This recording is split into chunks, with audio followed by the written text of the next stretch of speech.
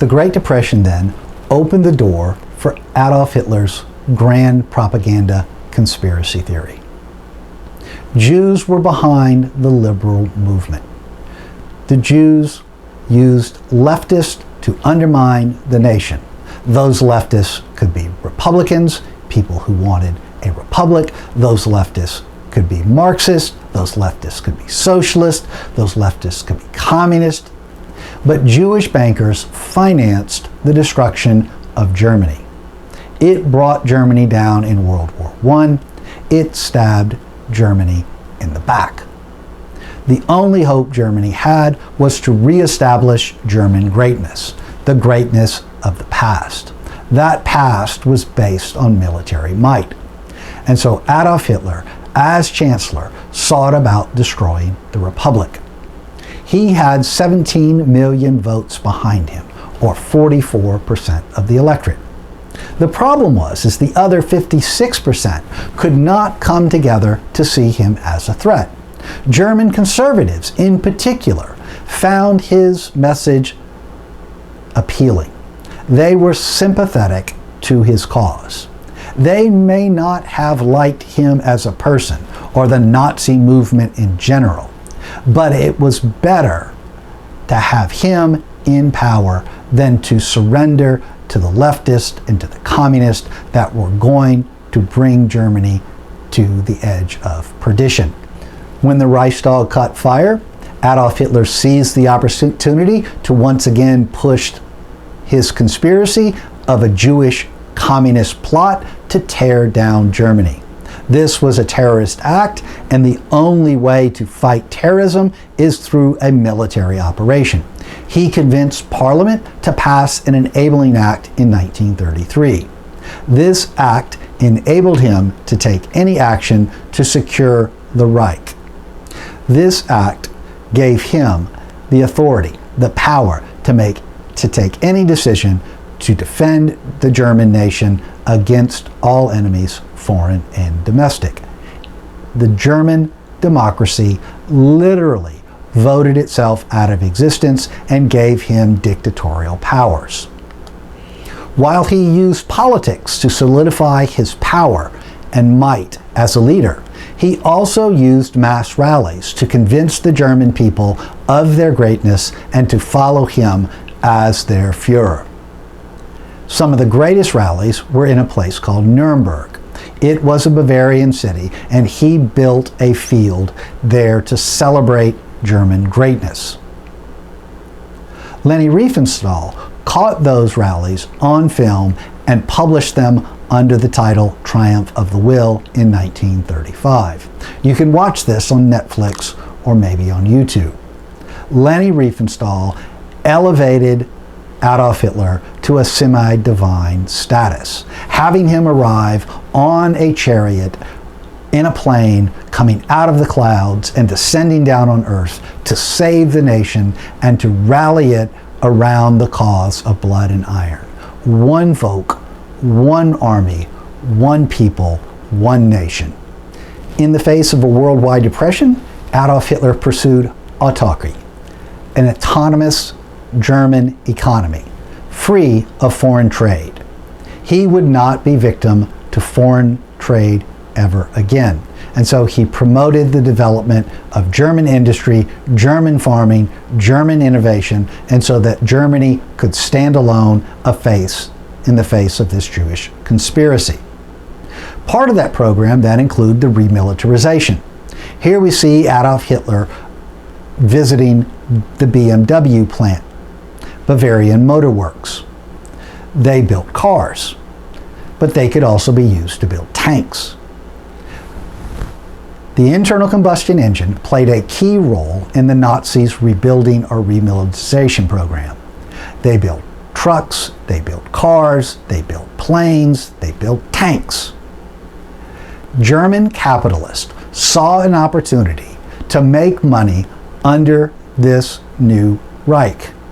German capitalists teamed up with the Nazis in order to profit from the rebuilding effort. They needed customers. The Nazi state would be their willing customers. So all across German industries, from agriculture to automobiles to chemicals. German capitalists lined up to please Adolf Hitler and to make sure that the German economy would hum with the engines of war. Adolf Hitler also sought to eliminate the enemies of the state. Those first concentration camps appeared in 1933. This is a picture from Dachau, outside of Munich. In camps like Dachau, Adolf Hitler placed his political opponents.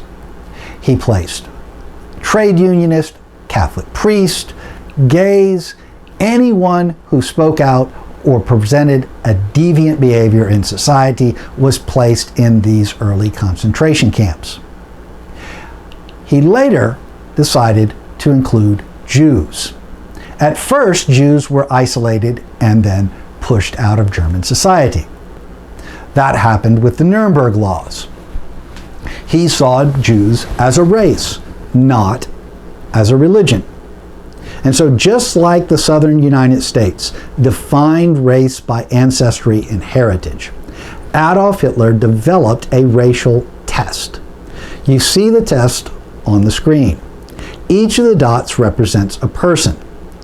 And so a person may have one grandparent of Jewish heritage, they may have two grandparents of Jewish heritage, they may have three grandparents of Jewish heritage, or they could have four grandparents with Jewish heritage. Adolf Hitler defined Jews as people descended of Jewish heritage. And so the Nuremberg laws required Jews to register with the state as Jews. It also made it impossible for Jews to marry Germans. This would then be race defilement. In Mein Kampf, Adolf Hitler warned about the mixing of the races. And so he modeled his policies on the southern United States.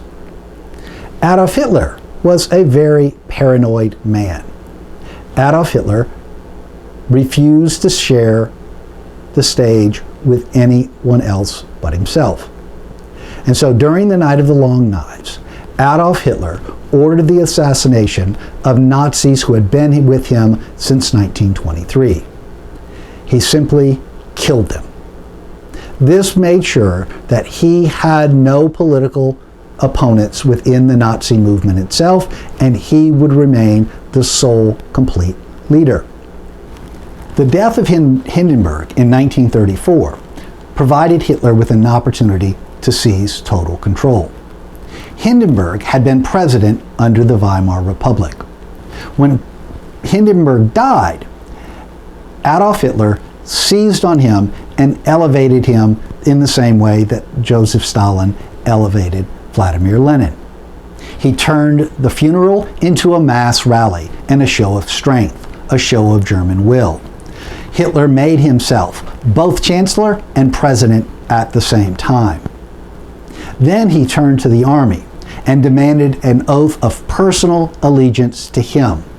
The army did not swear allegiance to the state or to the Reich, but to Adolf Hitler personally. He was the embodiment of the Reich, the new empire. In this period, threats against Jews escalated because the language Adolf Hitler used against Jews escalated. In a frightful night in 1938, Jewish synagogues found themselves under attack. German mobs across Germany broke in, destroyed the windows, set fire to the buildings. This made it clear that Jews were no longer welcome anywhere in Germany. Simply segregating them was not enough. Germany was going to be purified. Germans tried to flee the country, but in 1938 they had nowhere to go. The safest haven for them was the United States of America, but the United States in the Great Depression shut off immigration and did not allow Jews to escape there. Jews found themselves trapped in an ever-increasing nightmare. We often hear then that politicians never keep their promises. Well, Adolf Hitler kept his promises. He made a promise to eliminate the enemies of Germany. He made a promise to make Germany strong again. He made a promise to elevate German greatness, German culture, to restore traditional German values, to eliminate the decadence within society, the decadence brought about by liberalism and toleration and political correctness.